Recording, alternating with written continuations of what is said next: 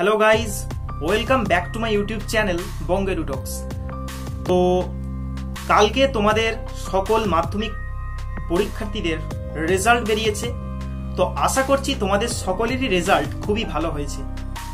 আর তোমরা রেজাল্ট বেরোনোর পর কিন্তু তোমরা অনেকেই ঠিকও করে নিয়েছো যে তোমরা কি নিয়ে পড়বে, সায়েন্স, কমার্স, আর্টস, ভোকেশনাল কোনটা নিয়ে পড়বে। তোমরা হয়তো অনেকেই ঠিক করে ফেলেছো।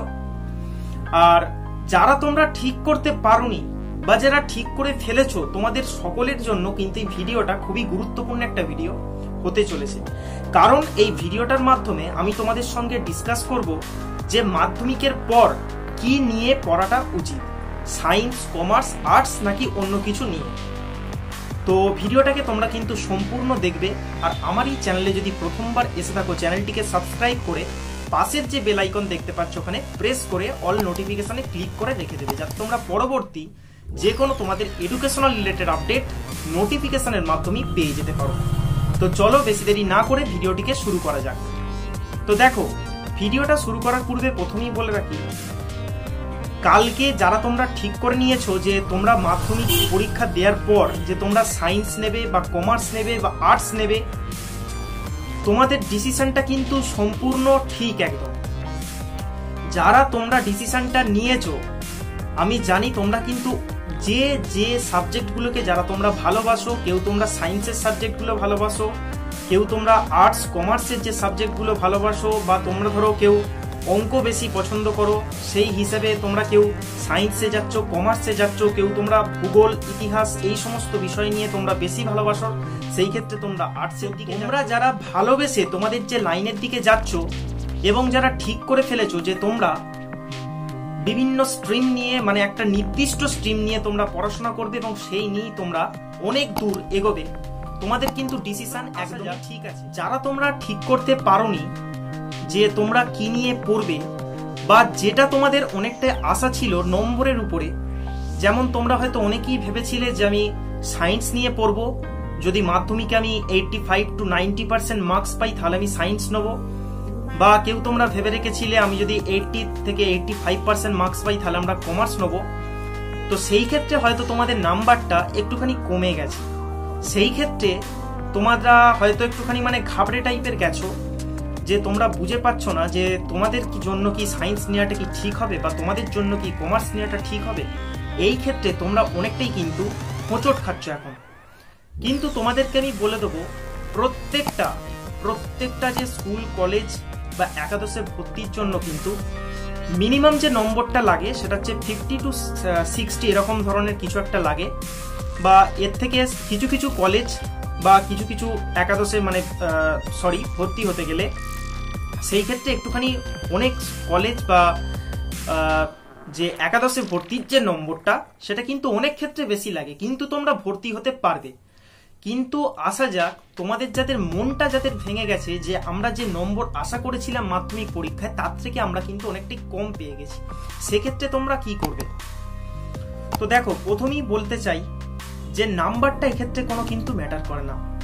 তোমরা যদি ওই সাবজেক্টটাকে ভালোবাসো, যদি তোমরা অনেক দূর এগোতে চাও, তোমরা সে যে কোনো স্ট্রিমই নাও না কেন, সায়েন্স হোক, কমার্স হোক বা আর্টস হোক, তোমরা কিন্তু সেই দিকেতেই যেতে পারবে। বা আপনারা যারা গার্জেনরা রয়েছেন, আমার যারা ভিডিওটি দেখছেন, আপনারাও হয়তো আপনাদের সন্তানদের যে নম্বরে যেটা সন্তুষ্ট নন, যারা আপনারা ভেবেছিলেন যে আরো একটু বেশি নম্বর আপনার সন্তানেরা পাবে, সেই ক্ষেত্রে হয়তো দেখা গেছে একটুখানি কোথাও না কোথাও একটুখানি কম হয়ে গেছে।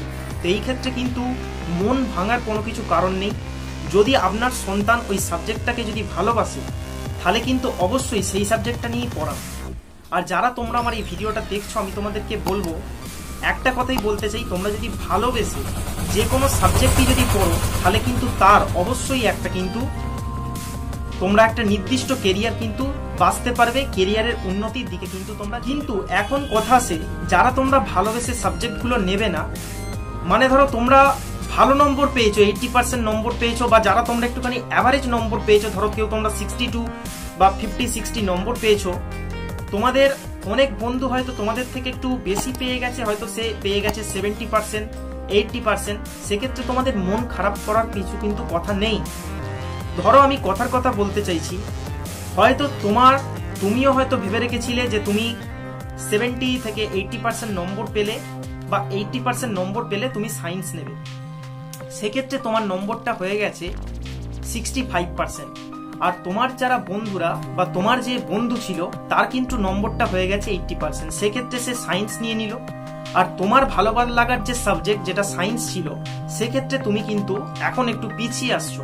এটা কিন্তু কখনোই করা উচিত নয়, কারণ ভবিষ্যতে গিয়ে তুমি যে তাকে যে টপকে দেবে না সেটা কিন্তু কেউ বলতে পারে না।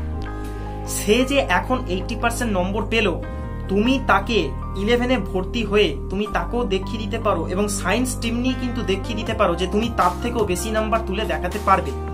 সেই ক্ষেত্রে কিন্তু তোমার যে সাবজেক্ট যে চুজ করার যে ব্যাপারটা থাকে, যে তুমি সায়েন্স নেবে না কমার্স নেবে বা আর্টস নেবে, সে যে ক্ষেত্রেই হোক না কেন, সেক্ষেত্রে তুমি তাকে কিন্তু দেখিয়ে দিতে পারো, তুমিও সায়েন্স নিয়ে দেখিয়ে দিতে পারো যে হ্যাঁ তুমিও পারবে। তো দেখো এখানে আমার মেন বক্তব্য যেটা আমি বলতে চাইছি, তোমরা যদি ভালোবেসে যে সাবজেক্টগুলোকে নেবে সেই ক্ষেত্রে তোমরা কিন্তু প্রত্যেকবারই কিন্তু জয়ী হবে। আর যারা তোমরা অন্যের দেখে, হয়তো আমার অন্য এক বন্ধু 85% নম্বর পেয়ে গেল, সে তোমাকে বলল যে সায়েন্স শক্ত, সায়েন্স নিয়ে পড়ে কিছু লাভ নেই বা সায়েন্স নিয়ে পড়ে ভালো নম্বর পাওয়া যাবে না, সে কি করলো, হয়তো দেখা গেল আর্টস নিয়ে নিল, তুমিও তার দেখে কিন্তু আর্টসের দিকে ঝুঁকে গেলে এবং তোমার তখন যে ভালো লাগাটা সেটা তোমার পরিবর্তন হয়ে গেল, সেটা তোমার হয়ে গেল হচ্ছে আর্টসের দিকে। সেই ক্ষেত্রে কিন্তু তোমাদের কেরিয়ারের একটা বড় আঘাত তোমরা পাবে। সেটা কখন পাবে, তোমাদের যখন ভালো লাগার সাবজেক্টগুলো যখন তোমরা এই পড়ার বিষয়টার মধ্যে খুঁজে পাবে না, সেক্ষেত্রেই তোমাদের একটা কেরিয়ারের ক্ষেত্রে একটা বড় ধাক্কা তোমরা পাবে।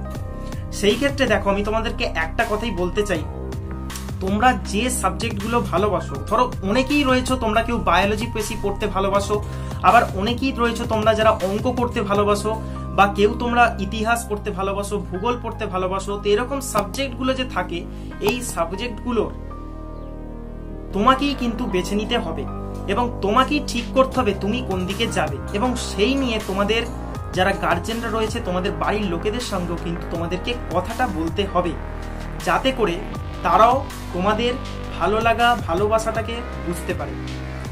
আর তোমরা যে যা সাবজেক্টগুলো নেবে ভেবেছিলে সেই সাবজেক্টগুলোই নেবে।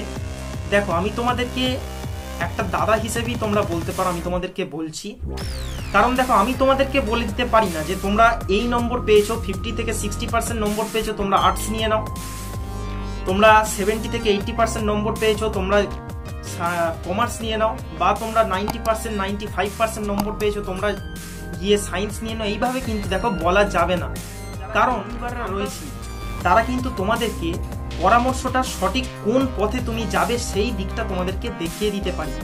এর বেশি কিন্তু আমরা কিছু বলতে পারবো না। সেক্ষেত্রে কেন বলতে পারবো না, দেখো তোমাদের নিজের কেরিয়ার কিন্তু তোমাদের নিজেদের হাতে।